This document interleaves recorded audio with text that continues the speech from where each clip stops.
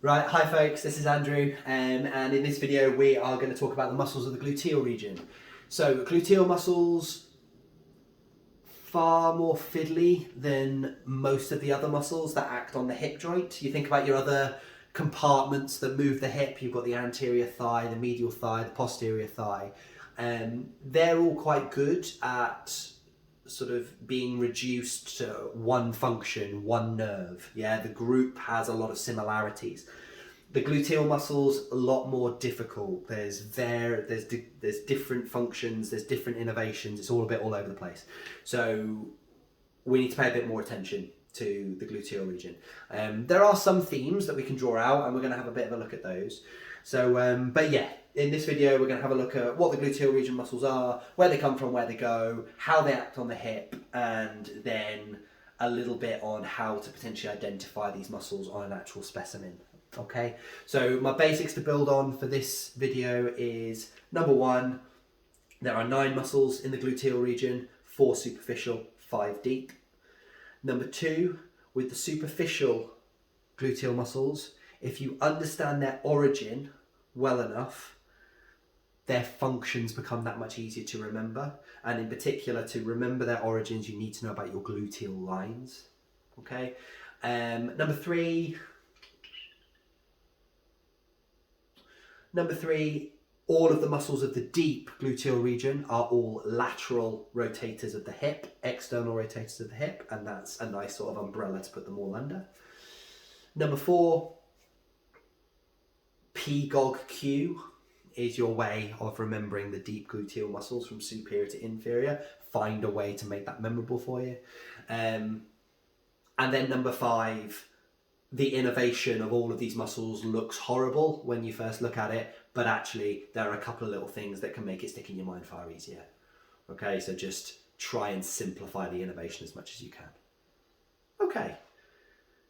Yeah, like I said, this is a bit of a tricky one, trickier than the other muscles that act on the hip, but hopefully this will be useful for you. So go on, let's get into it.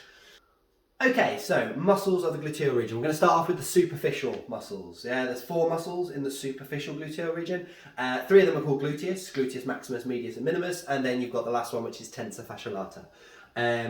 What we're going to do with these is we're going to build them up from deep to superficial. Yeah, now these are all the superficial ones, but we're going to start off with the ones that are closest to the bone and then layer on top of them. Okay. Cool, so a bit of bony anatomy to begin with, because obviously we're talking about origins and insertions and all that sort of stuff. So lateral view of the bony pelvis, yeah, anterior over here, posterior over here. So this is the sacrum, these are the vertebrae, this is the ilium with the iliac crest over the top, and then we've got our anterior, superior and inferior iliac spines at the front, our posterior, superior iliac spines at the back. What else have we got? So working our way down the back of the bony pelvis, we've then got our various sciatic notches. So between the posterior inferior iliac spine and the ischial spine is the greater sciatic notch, and then between the ischial spine and the ischial tuberosity we have the lesser sciatic notch. Okay, ischial tuberosity at the bottom, pubic symphysis at the front, and then sticking out the side is going to be the hip joint. Yeah, so we've got the acetabulum, which is made up of the pubis, the ischium and the ilium all coming together. Head of the femur slots into the acetabulum, and then this lateral protuberance that we're seeing sticking out the side is going to be your greater trochanter, and that's one of the more important femur landmarks in this group of muscles, so it's worth making sure you're happy identifying a greater trochanter. Okay, and then shaft of the femur going down. Okay, so that's the basic sort of what we're looking at here. The other landmarks, the only other landmarks that are worth knowing about with regards to your superficial gluteal muscles are the gluteal lines. Now these are really, really difficult to see in reality. Yeah, on actual bony pelvises, they're often really, really subtle, if they're even there at all. Yeah, so it can be tricky to identify these, but having a bit of a theoretical visualization of where they are can actually really help you understand the arrangement of the gluteal muscles and can help link it to function, which I'll talk about. So 3 gluteal lines in total on the lateral aspect of the wing of the ilium, yeah, on the lateral ala of the ilium, okay? 3 lines, we've got the posterior gluteal line, the anterior gluteal line, and the inferior gluteal line, yeah? The inferior gluteal line is going to be the one at the bottom, yeah? So this, broadly speaking here, just above the acetabulum, is going to be your inferior gluteal line. Yeah, and the way to think about this line is this is kind of like the boundary that separates the wing of the ilium from the rest of the os coxa, from the rest of the bony pelvis. Yeah, it's sort of like a boundary, a demarcation between everything above and everything below. Yeah, above that we've then got the anterior gluteal line, and then at the back we've got the posterior gluteal line. Okay, like I said, it can be really difficult to actually see these in practice, yeah, but have a general idea of this sort of arrangement. Okay, the reason this is important is because if we look at these 3 lines, they effectively divide the lateral ilium into 3 spaces. Yeah, we've got this space in here between the anterior and the inferior. We've got this space here between the posterior and the anterior, and then we've got this space here, which is everything behind the posterior gluteal line. Yeah, and these 3 spaces correspond to one of the 3 gluteal muscles. Okay, it's the origin site of one of our superficial gluteal muscles: gluteus medius, gluteus minimus, gluteus maximus. Okay, so if you do understand where these spaces are, you can then have a better understanding of the origin of a particular muscle, and if you understand the origin, then you can understand the function a lot better. Yeah, a muscle that originates here and goes down to attach to the femur is only ever going to contract backwards. Yeah, the muscle that starts here is never going to be a flexor of the hip, is it? Because flexion would be this way. It's always going to be an extensor of the hip. Yeah, we'll talk about this when we actually name the muscles, but this is why this is important. Because if you can really clearly visualize the origins of our 3 gluteus muscles, then their functions, which are a little bit fiddly, do make a lot more sense. Okay? Okay, so we're going to start with the deepest of the 3 gluteus muscles, yeah, which is gluteus minimus, yeah? The smallest of the 3 is also the deepest of the 3, okay? So gluteus minimus is going to be, of the 3, it's going to be the muscle that comes off this space here, yeah? So it's the most, I guess, anterior or inferior of our 3 origin sites, yeah? Gluteus minimus comes off the space between the inferior gluteal line and the anterior gluteal line. So its origin is going to be just all of this. Okay? And then, having originated from this whole space on the lateral ilium, it's then going to go down, and its insertion site is the greater trochanter. Yeah, if you want to be technical, it's sort of the anterior side of the greater trochanter, but if you want to keep it simple, just remember greater trochanter. Greater trochanter is, broadly speaking, the bony landmark here. So we're going to come down here and just fill all of this in like that. Okay, and I'll just put gluteus minimus so we can keep the colour coding going. Yeah, gluteus minimus coming off the space between the anterior and inferior gluteal lines to insert onto the greater trochanter. Okay, now if we have a think about what this muscle is going to do, yeah, when it contracts, it's going to pull the greater trochanter up, yeah, and because the greater trochanter is laterally, pulling that up is going to result in abduction of the hip. Yeah, you pull this up, the femur is going to swing out like that, yeah, which is going to be abduction. Okay, and also because I've sort of I can fill in a little bit more over here actually, because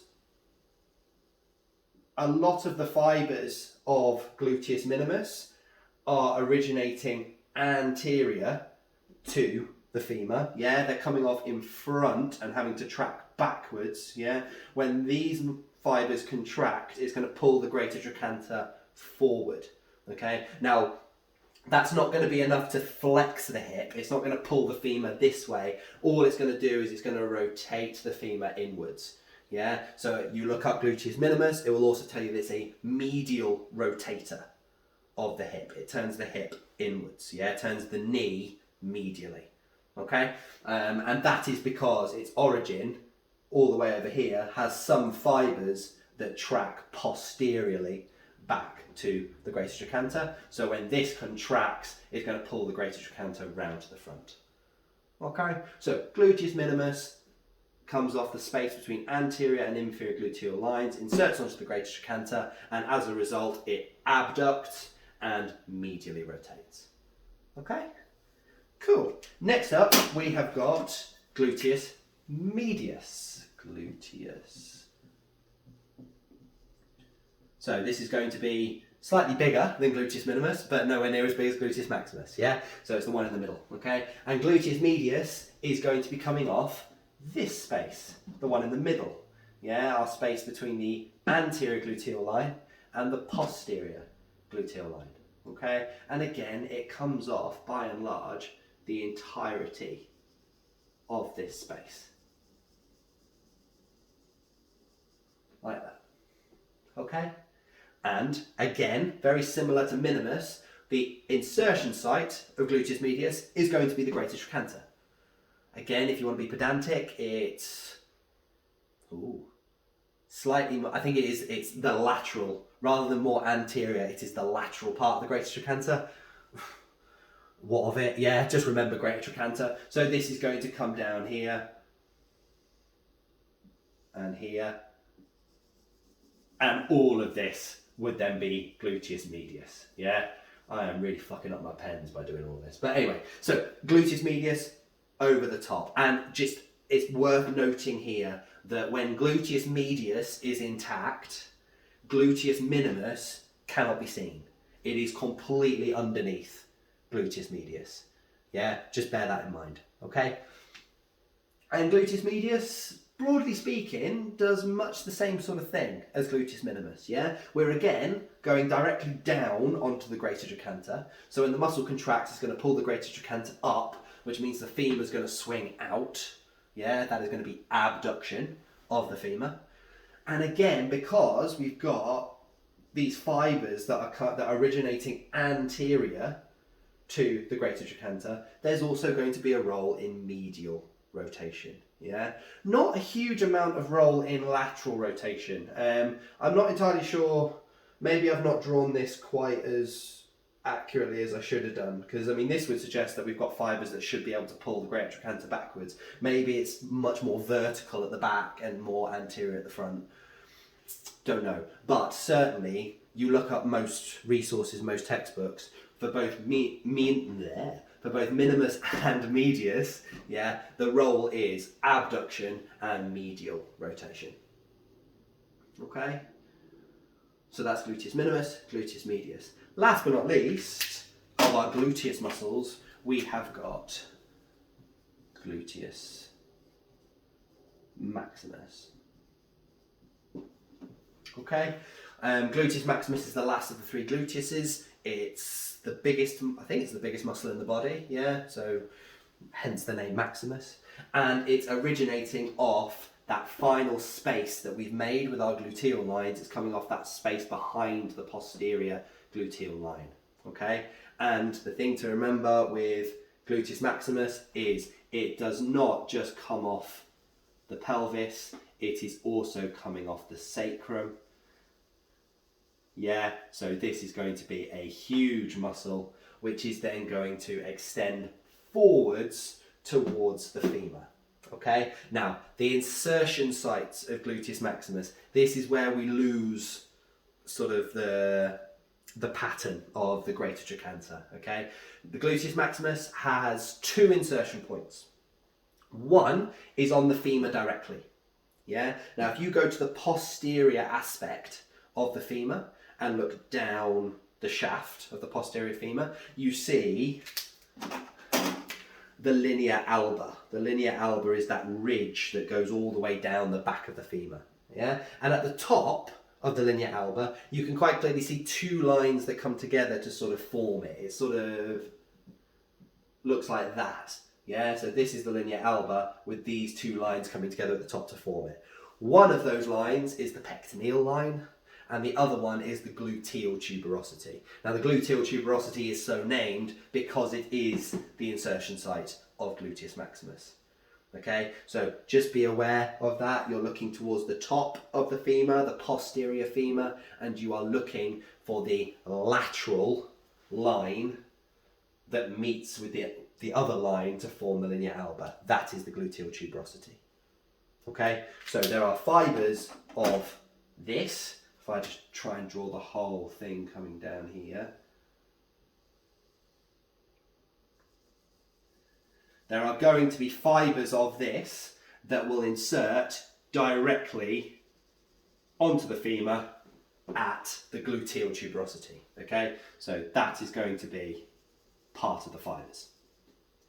The rest of the fibres of gluteus maximus end up becoming something called your iliotibial tract. Okay, and what the iliotibial tract basically is, it's basically a fat strip of connective tissue which goes all the way down the lateral side of your thigh, ends up crossing the knee joint and inserting onto the lateral tibia. Yeah, so what basically happens is the rest of these fibres come down here and basically form a big ribbon of connective tissue which will go all the way down the lateral aspect of the thigh to insert below the knee joint. Okay, now the reason for that, the reason why that's important is basically it's a question of physics. Yeah, if all of these muscles are involved in abduction of the thigh, pulling the thigh out, yeah, inserting all of these muscles right at the top of the femur, right at the top of the bone that you're wanting to pull out, that's going to require a phenomenal amount of force in order to actually move the entire bone outwards. Yeah, the classic example is your fulcrum. It's physics, isn't it? Yeah, you've got a spanner, and you want to pull on the spanner. You don't pull very close to where the spanner is attached to the bolt. Yeah, you go as far out as possible because you can generate more force that way. Okay, the iliotibial tract is exactly the same. Instead of trying to direct all of the force of these muscles just to the proximal femur to yank the whole bone out, if we have a column of tissue that goes all the way down past the knee joint, then suddenly it becomes far easier to pull the entire femur laterally. Yeah, so the role of the iliotibial tract, I'll just put that in here, iliotibial tract, is it allows muscles that are all the way up here in the pelvis to have an action on the knee joint and even below, yeah, because it attaches to the lateral tibia. Okay, so that's the role of the iliotibial tract. Okay, and that's gluteus maximus. Yeah, gluteus maximus. This is an absolute mess looking at it.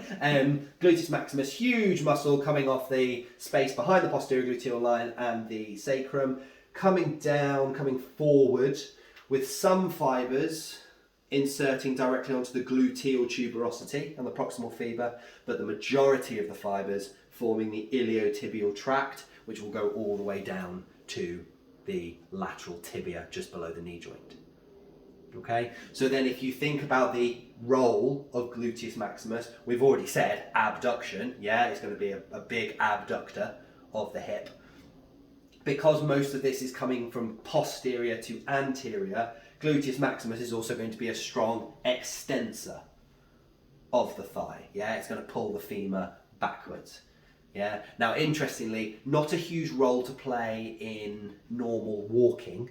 Yeah, if we're just walking on flat ground and we're wanting to extend our thigh, gluteus maximus doesn't really play a role. But things like climbing stairs, this is where this muscle comes into its own. Yeah, and that's gluteus maximus. Okay.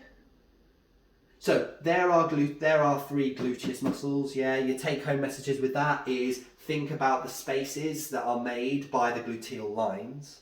Yeah, minimus and medius both insert onto the greater trochanter. Their job, abduction, medial rotation. Gluteus maximus comes from all the way at the back, has fibres that attaches to the gluteal tuberosity. Most of its fibres contribute to the iliotibial tract, and it is a strong abductor and extensor of the hip. All right. Last but not least, we have got tensor fascia lata. Okay, this is the last of our superficial gluteal muscles. I've written it in red deliberately to keep it with gluteus maximus because this muscle as well also contributes to the iliotibial tract. Okay, and this muscle, instead of coming off the back, if gluteus maximus comes off the back, tensor fascia lata comes off the front. So tensor fascia lata sort of comes off your like anterior superior iliac spine, the lateral bit of the iliac crest here. It comes off everything at the front here, yeah, and then comes straight down to join the iliotibial tract. Okay, so that is tensor fascia lata over the top of everything here. Okay, now the role of tensor fascia lata, so it's contributing to the iliotibial tract, which means again it has to be an abductor of the thigh, doesn't it? It has to pull the thigh laterally, yeah, because that's what happens when you pull on the iliotibial tract, yeah. Just have a think, because unlike gluteus maximus, tensor fascia lata is actually anterior to the femur in its origin. Yeah, its fibres are running slightly backwards. So what you might find is, whereas gluteus maximus is definitely an extensor of the thigh, tensor fascia lata is, if anything, going to have a small role in flexion of the thigh. Yeah, not a huge role in flexion of the thigh, but just think about the direction of the fibres. It's running from front to back, so when it contracts, there's going to be a small degree of movement forwards. Okay, so just bear that in mind. Okay, so they're the four superficial muscles, yeah, gluteus minimus, medius, gluteus maximus, and tensor fascia lata. Just have a think about what we can see here, yeah. Remember I said gluteus minimus completely obscured by gluteus medius. Can't see gluteus minimus at all if medius is intact. You can see parts of medius on full anatomy, yeah, because gluteus maximus comes off too far back to obscure all of this, and tensor fascia lata isn't big enough to obscure all of this. So this little bit here of gluteus medius is exposed in living anatomy. So you could have a chance of identifying it on a specimen or something like that, yeah? But then otherwise, you've got tensor fascia lata at the front and gluteus maximus, you can't really miss it. Yeah, you should be able to identify gluteus maximus nice and easily. Okay, and they're the superficial muscles. Oh, just a quick note on innervation of these before we move on to the deep ones. Let's talk about the innervation of these. Let me just get rid of this here. So the innervation of the superficial gluteal muscles is either going to be the superior gluteal nerve or the inferior gluteal nerve. Yeah, all four of these muscles are innervated either by this one or this one. Yeah, and the only way that I've ever managed to remember it is to remember that it's completely counterintuitive. Yeah, the one muscle that is innervated by the inferior gluteal nerve is the one muscle that I would instinctively think would be the superior one. Yeah, gluteus maximus is the only one of these four that is innervated by the inferior gluteal nerve. All of these other three are all superior gluteal nerve, yeah? And broadly speaking, both these nerves are sort of like the L5, S1 nerve roots, yeah? So bottom of the lumbar spine, top of the sacrum, yeah? I'm not going to go into the nerves in a huge amount of detail, but yes, general take-home message is, if you're anything like me, you'd instinctively think that gluteus maximus would be innervated by the superior gluteal nerve because it's by far the biggest. It's actually the only one that isn't. Yeah, these three, superior gluteal nerve, gluteus maximus, inferior gluteal nerve. Okay? Right, so that was the superficial muscles done. Now let's have a look at the deep gluteal muscles. Now, in many ways, the deep gluteal muscles they're certainly simpler in terms of function. Yeah, it's quite nice. The deep gluteal muscles, these are all your lateral rotators of the hip.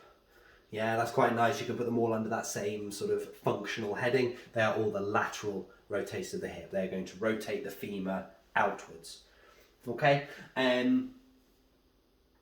worth noting that in order to see any of these muscles on specimens, the superficial muscles have to be taken away, particularly gluteus maximus. You need to take gluteus maximus off in order to see any of these deeper muscles, okay? But it's quite easy to do that on specimens, so you may have come across these muscles to look at them and all of that sort of stuff. So let's have a go through. There are 5 muscles in this group, and broadly speaking, the order that they go in is P,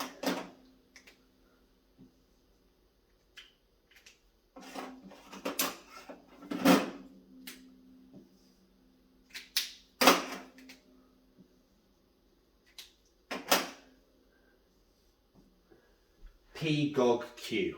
Yeah, whatever you have to do to remember that, do what you will. Yeah, but P, GOG, Q. Yeah, from superior to inferior, our muscles of the deep gluteal are piriformis,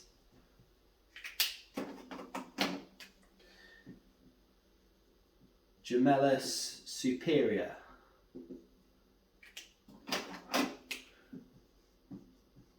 obturator internus, gemellus inferior, and finally quadratus femoris.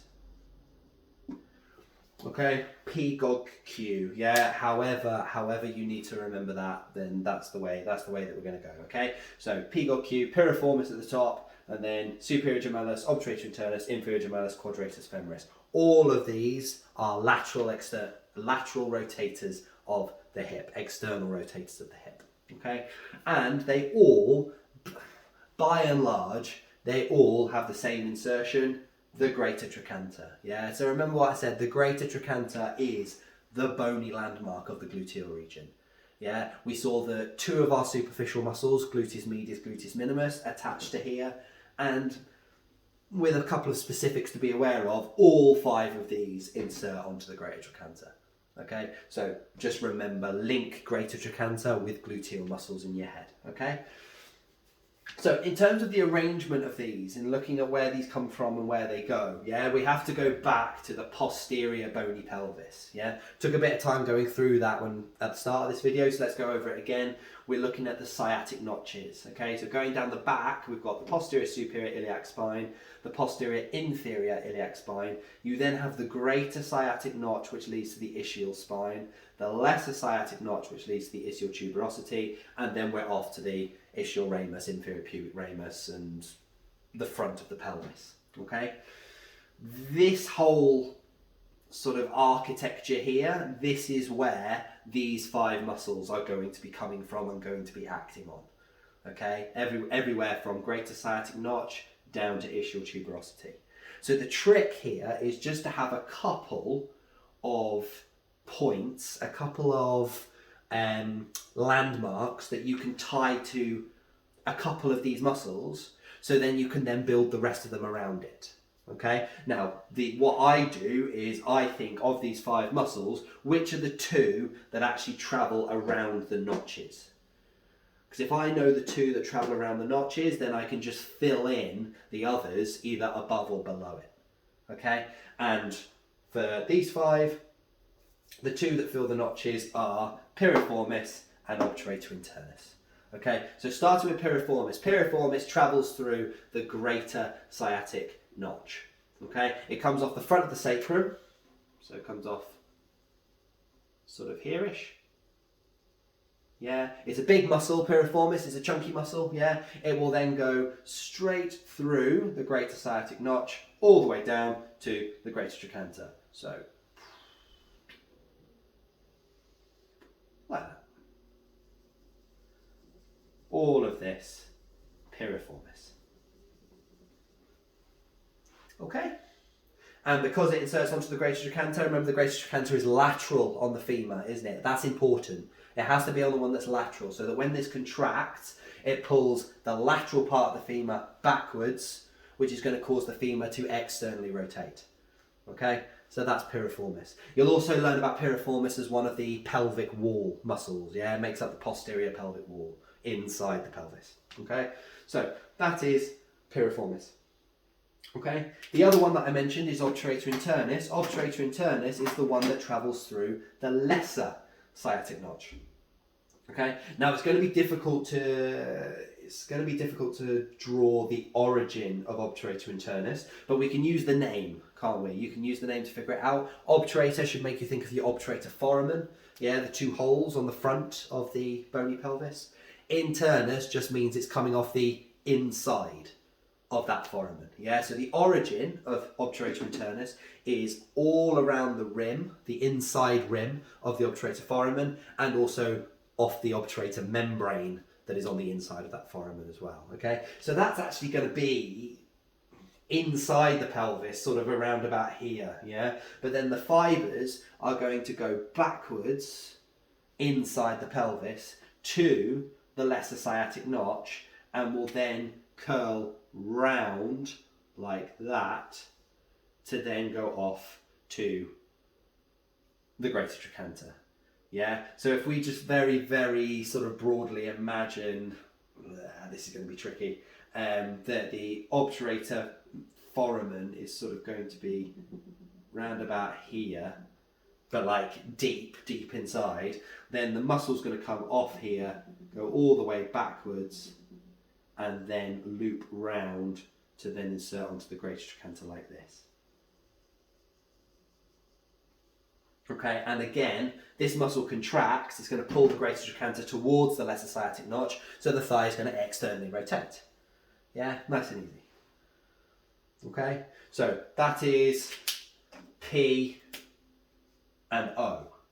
Yeah, and if you're happy with P-GOG Q, yeah, then actually you can just fill in the rest above or below these, yeah? So piriformis is the most superior, so we know that there's nothing above it, yeah? Between piriformis and obturator internus is the superior gemellus. Well, the only landmark that is between the greater sciatic notch and the lesser sciatic notch is the ischial spine, yeah? The sticky outy bit that divides these two notches. So your superior gemellus has to originate from here, yeah?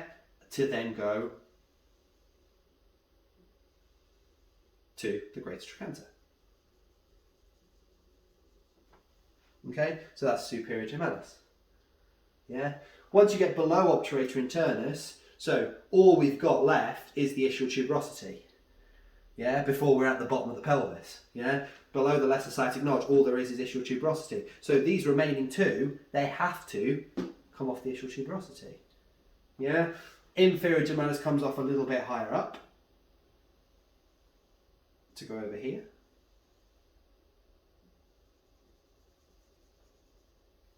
And then finally, quadratus femoris. Quadratus, think quadrilateral. It's a thick, chunky, blocky muscle. Yeah, big square.